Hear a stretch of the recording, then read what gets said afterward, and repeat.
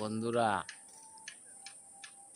এই যে এই গাছে কাছে জাতি পাচ্ছি না, প্রচুর ফল হয়েছে। এর নাম হচ্ছে জগডুমুর।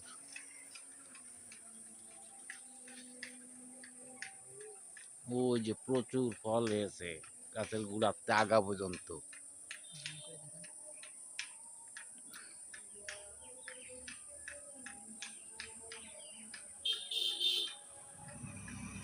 হ্যাঁ, মানুষের শরীরের জন্য হেভি উপকার, মানব দেহের জন্য।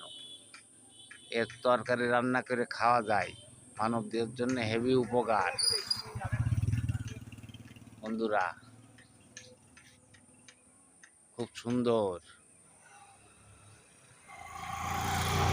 গাছে সাজাই রয়েছে। বন্ধুদেরকে ধন্যবাদ জানিয়ে ভিডিও শেষ করছি।